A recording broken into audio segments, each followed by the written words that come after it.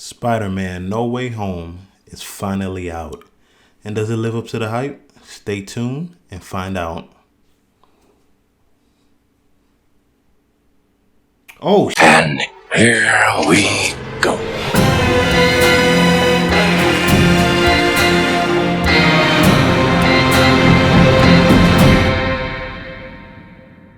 And ladies and gentlemen, don't adjust your screens, you are seeing correctly. It is I in the flesh. Do you know what? I thought about it.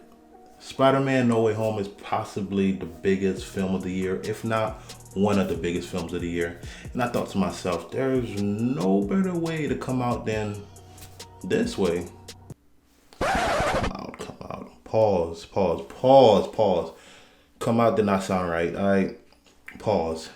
Anyways, like I was saying, yeah, this film is big and I'm a diehard Spider-Man fan. I hold this character to the highest of regards. And yeah, and I have thoughts. I have a lot of thoughts. And with that aside, the 2 to 5 people that actually clicked on this video, they're here for my review. Thank you. And yeah, let's get straight to it. To say that I've been highly critical of this version of Spider-Man from the MCU would be an understatement. And to be honest, with this film, I've got exactly what I wanted from Spider-Man, both as a character and as a film. And you know what, I lied, because it surpassed my wildest imaginations. And I can't go any further than not put the spotlight on Tom Holland. Like, I always liked him as Peter / Spider-Man, but it never clicked for me. But this film, it did. His acting, the way he portrays sadness, happiness, the pain, all these afflictions that he has, like he symbolizes what Peter Parker is to me in this film. And that's what I've been waiting from. I feel the past live action Spider-Mans, we've got that in one shape or another. Either we had a great Peter Parker or we had a great Spider-Man, you know, from the other films. But this one, I felt like we've had okay versions of both. But I can't no longer say that. And I also feel this is the most challenging and rewarding performance of his career. So he brought out all the raw emotions, and I gotta give props when props are due. Another highlight for me, Doctor Strange and the relationship that he had with Spider-Man. At times it felt to me like it was war buddies just catching up. And Strange was used sparingly in this film, but very effective. Also, at times watching this film, I felt like I was watching 2016 Doctor Strange solo film, because they use some similar things from that film, but here it was on crack, like dialed up all the way up, and it was fantastic. Mind-blowing, mind-bending effects. I couldn't be any more happier than I am. Like, because 2016, to me, the Doctor Strange film, I feel like it gets a bad rep, and I honestly don't understand why, but seeing that aspect brought in here, it really elevated it for me. One big thing that I feel that this Spider-Man's portrayal, all his Far From Home, Homecoming, were missing was that great dynamic Spider-Man had with his female counterpart. Tobey Maguire's, you had Mary Jane Watson. Andrews, you had Gwen Stacy. And here you have a version of MJ, but that dynamic between them was never really there. The relationship between MJ and him in this film was strong, and honestly, it was at times the heartbeat of this film. They really did some stuff that you would expect and you want from a Spider-Man, Peter Parker, and, you know, MJ or MJ character. And I've been waiting for it, and I'm gladly surprised. What really stood out to me is how they were able to juggle all these different moving pieces in this film. This is a packed 2.5 hours of straight octane action and storytelling. And I think they handled it as good as they could possibly do.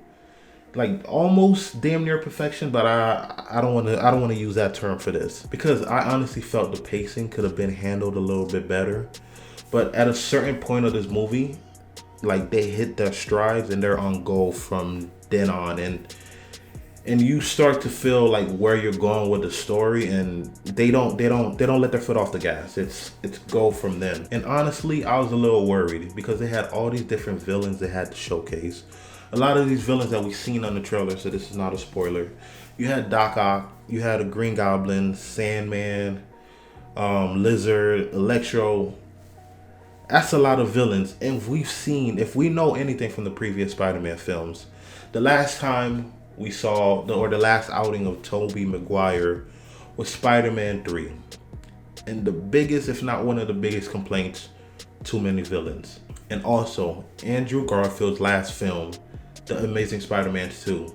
Biggest complaint, too many villains. So coming into this film, I was beyond worried. I'm like, oh my God, they're following the same errors from the previous franchises. But no, for the most part, they were handled in such an excellent way. For the most part, most of them were. And with all these villains, they have a definite main villain. And oh my God, I was worried. They did not fail me. Because these villains, they have previous lives. They're from other universes. We've seen them before. And some of the performances they gave from the other films was top notch. Some of the best in the genre.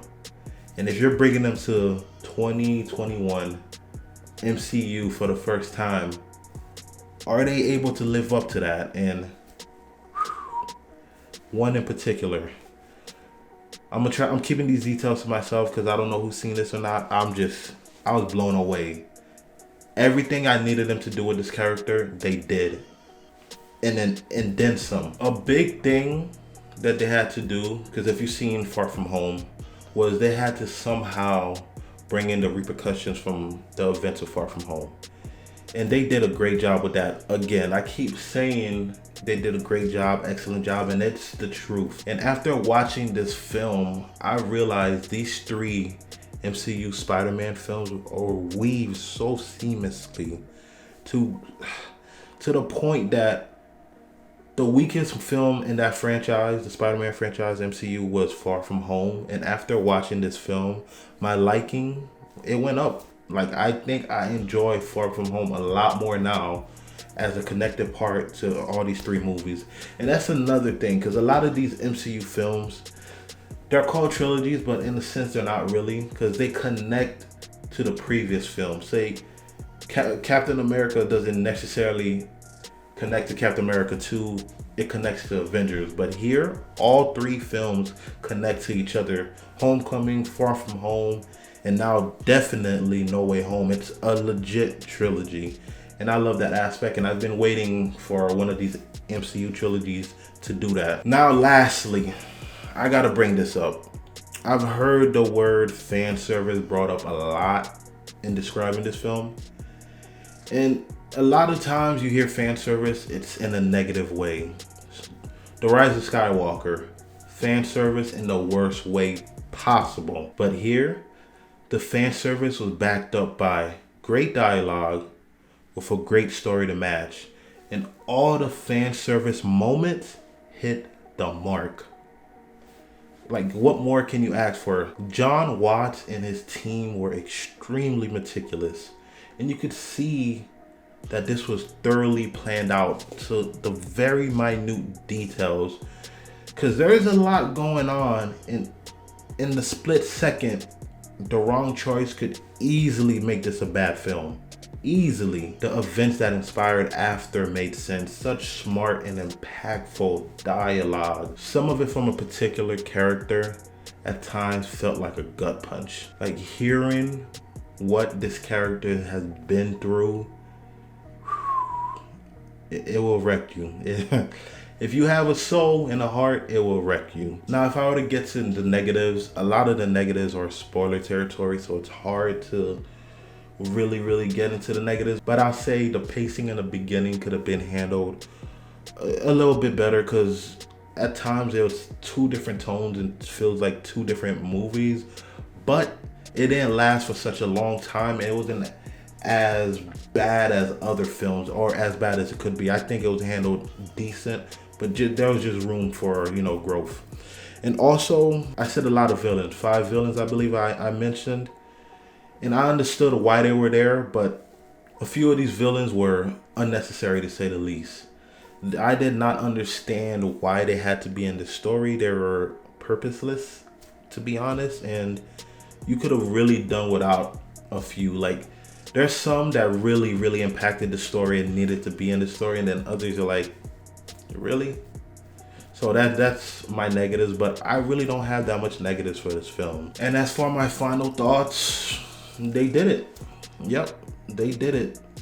My inner childhood, my child self, one big.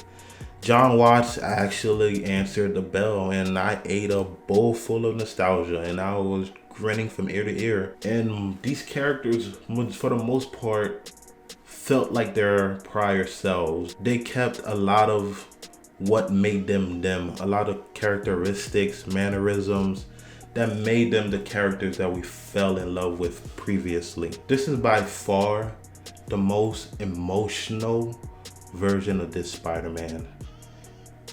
I felt watching this film, he grew up. I felt like I was watching him grow up in my very own eyes, and that's what I believe was missing from this character. Tobey had challenges and been through some stuff. Andrew, boy, did he go through stuff in his films. And this Spider-Man has not really been challenged like that. And boy, he was challenged here, definitely. I'm excited for this character and its future, especially how this film ends. This has honestly put the cherry on top of now what seems to be an amazing arc. I was unsure where they were going with, but it's worth it. Definitely worth it. I'm happy. I'm a happy camper, and I can't wait to see what John Watts does with Fantastic Four, because I'm sold. Give him this type of freedom and let him do his work, and if he's capable, if this is what he's capable of doing, sign me up. And there you have it, ladies and gentlemen, my review for Spider-Man No Way Home. I hope you enjoyed it, and I hope you enjoyed the new look. And honestly, all I ask for is subscribe, like, share, comment, all that good stuff that I always say.